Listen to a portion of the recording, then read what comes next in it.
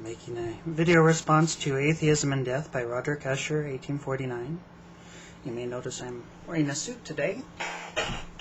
Looking rather spiffy if I do say so myself. I wear a suit for one of three occasions. I wear it for the office Christmas party, wear it for weddings, and I wear it for funerals, and, well, today ain't Christmas. You happen to make this video about the day after my dad's girlfriend died, actually. Damn good woman. Gonna miss having her around.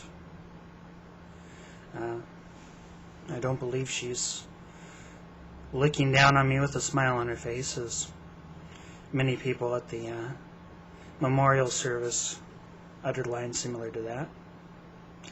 I believe she lived one life, and it was a good life, and she contributed to the well-being of those around her.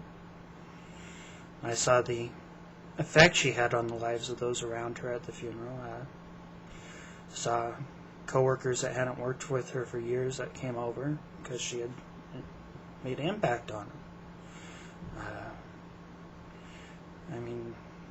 It always seemed vaguely dismissive of this life, that that human beings should so much want another eternal one after it's over. It seems damn greedy to me. I kind of think one of the things that makes life precious is that it is finite in quantity. I think it is rare in a way that people often call diamonds or gold rare, except life actually has real value, unlike being heavy rocks or complex bits of carbon atoms and coal with pressure added. We live in a vast universe, the vast majority of it decidedly inhospitable to human life, inhospitable to life in general, with small patches here and there where it might grow, might adapt.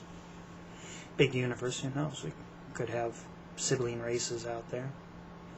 But so far, all that we can empirically see in this universe is one planet where life has grown in a vast universe, and I think that makes us all, despite the fact that we sometimes seem clogged with life, we are in truth rarer than gold, diamonds, platinum, anything else in the universe. We are a precious resource. In addition to that, the vast majority of our history, the human race has only occupied, the vast history of the world, the human race has only occupied a small portion of it. Our levels of cognition, our poetry, our music, our scientific progress, this has all just been a blink of the eye. And I think life's precious. I think it's precious because it ends. I think that it's hard enough for me on a day when I'm being a lazy ass to get out of bed, and I know I have a finite amount of days. I only have so much time to take advantage of my time on Earth. But I think if I had an unlimited amount of them, I'm not sure what would give any of them particular meaning. I mean, an infinite resource. Do you consider your air precious? You consider it precious when you aren't getting it anymore, but you generally consider air to be your natural birthright unless you happen to have fallen deep into the water. Water covers 2/3 of the planet. If you live on a coastal city, you don't consider water all that precious. If you live in the desert, you might, but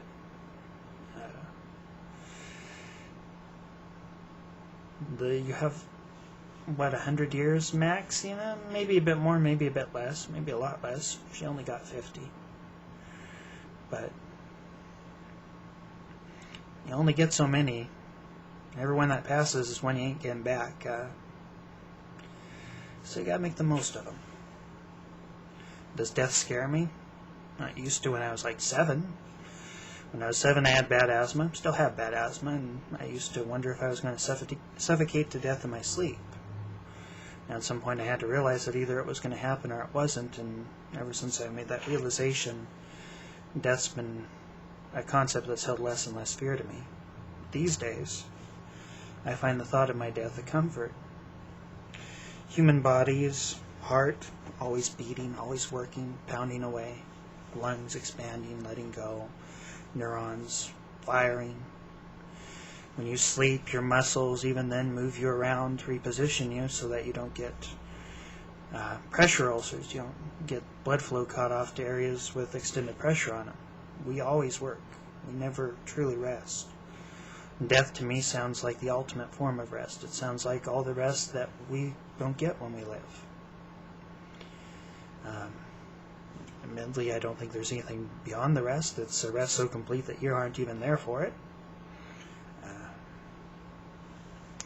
Buddhists, at least in some forms of Buddhism, strive to attain a state of existence, or not existence as the case may be, of nirvana, where you escape the cycle of life and death and reincarnation, where that can finally pass you by. I can't think that all human beings get nirvana free of charge. We one day get to escape the cycle. We get to step outside of living and being reborn and to infinity, all without no hassle of meditation. I think meditation can be a worthwhile practice. Yeah, it's just amazes me sometimes that we can fear death so much. I guess it's a combination of our survival instinct. We are hardwired by evolution to fight for every second and every minute and every hour of life we can. And that fight is what keeps us alive, what kept our ancestors alive through very harsh times. When fighting for another minute of death sometimes meant you got another year of it added on. And made the difference between reproducing and not reproducing. I also think it has something to do with an egocentric view of the world, which is somewhat unavoidable. We all look out at the world through the I, through the self, and it's hard for us to imagine a world with no self in it after we've been in it. Though it shouldn't be. We can look back into the past and see a world that got along just fine without us, and we can understand that there's a world coming that'll get along just fine without us also. However, while we're here, we are part of a continuity of events that extends from the past into the future. We benefit from the work others have done to give us the world we live in now, and it's only proper that we do some work to maintain and add to it so that the people that come after us can enjoy it. You get, you give. So I think there's no reason to embrace nihilism just because you personally aren't going to benefit from, for all eternity from your life. You have benefited during your brief time on this earth from what others did for you. I'm kind of rambling at this point. I really should learn to prepare something for these, but I think I will stop the video. Maybe I'll make some more follow-up when my thoughts clear up a bit. Bye.